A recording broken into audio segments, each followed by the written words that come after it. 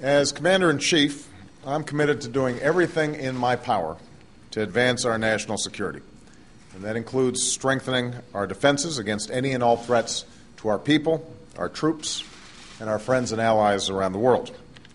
And one of those threats is the danger posed by ballistic missiles.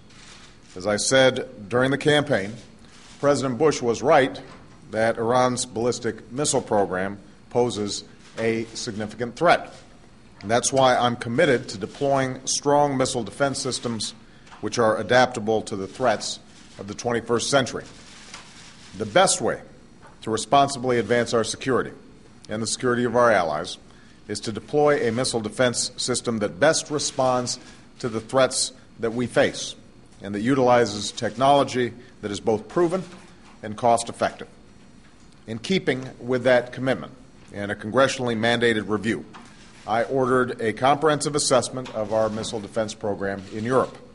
And after an extensive process, I have approved the unanimous recommendations of my Secretary of Defense and my Joint Chiefs of Staff to strengthen America's defenses against ballistic missile attack. This new approach will provide capabilities sooner, build on proven systems, and offer greater defenses against the threat of missile attack than the 2007 European Missile Defense Program. This decision was guided by two principal factors. First, we have updated our intelligence assessment of Iran's missile programs, which emphasizes the threat posed by Iran's short and medium-range missiles, which are capable of reaching Europe. There's no substitute for Iran complying with its international obligations regarding its nuclear program, and we, along with our allies and partners, will continue to pursue strong diplomacy to ensure that Iran lives up to these international obligations. But this new ballistic missile defense program will best address the threat posed by Iran's ongoing ballistic missile defense program. Second, we have made specific and proven advances in our missile defense technology, particularly with regard to land and sea-based interceptors and the sensors that support them. Our new approach will therefore deploy technologies that are proven and cost-effective and that counter the current threat, and do so sooner than the previous program. Because our approach will be phased and adaptive, we will retain the flexibility to adjust and enhance our defenses as the threat and technology continue to evolve.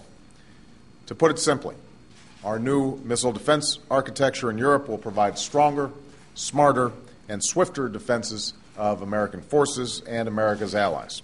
It is more comprehensive than the previous program.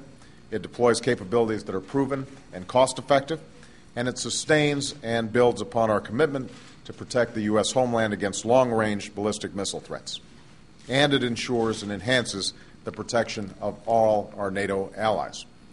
Now, this approach is also consistent with NATO's missile defense efforts and provides opportunities for enhanced international collaboration going forward. We will continue to work cooperatively with our close friends and allies, the Czech Republic and Poland, who had agreed to host elements of the previous program. I've spoken to the Prime Ministers of both the Czech Republic and Poland about this decision and reaffirmed our deep and close ties. Together, we are committed to a broad range of cooperative efforts to strengthen our collective defense, and we are bound by the solemn commitment of NATO's Article 5 that an attack on one is an attack on all. We've also repeatedly made clear to Russia that its concerns about our previous missile defense programs were entirely unfounded. Our clear and consistent focus has been the threat posed by Iran's ballistic missile program, and that continues to be our focus and the basis of the program that we're announcing today.